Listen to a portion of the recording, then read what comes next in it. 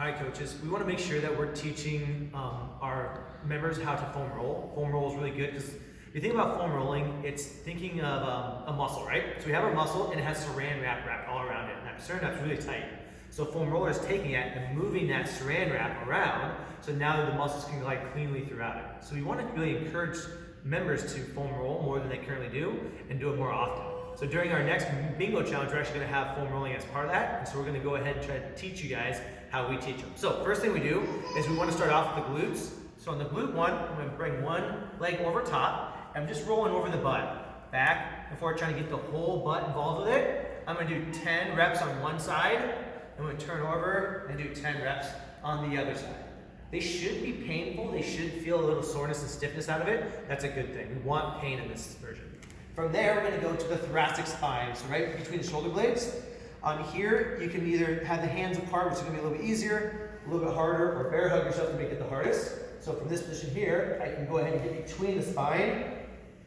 In this position, you might hear a lot of like popping and cracking. That's okay. That's nitrogen leaving the muscles and kind of letting the muscles relax a little bit. So just move it back and forth. Again, 10 times rolling the spine.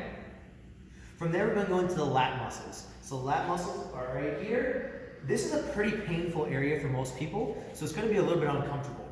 So I'm going to take my arm, get nice and long, and it's just small little strokes coming forward and back, trying to get right underneath this area here. Again, 10 rolls is usually pretty good. We're just using it as a nice quick. We don't want people to spend 20 minutes foam rolling. It's about 1 to 2 minutes is all we really need.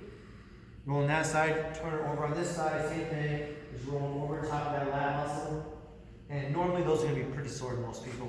The last thing we're going to do is the quads from the top of the knee all the way through the upper hip.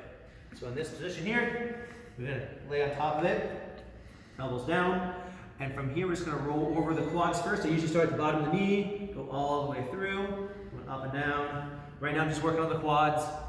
So you can turn your feet out and in to change the angle of the quads a little bit if you want.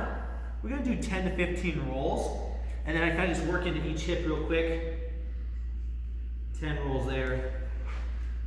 10 rolls into that hip as well. And that'll work through most of the muscle groups. We don't have to hit all the other ones. That'll get most of the muscle groups that get people pretty warm and going for the day. This is the kind of rolling we expect them to do during the bingo challenge and trying to get them in the habit of doing it all the time when they come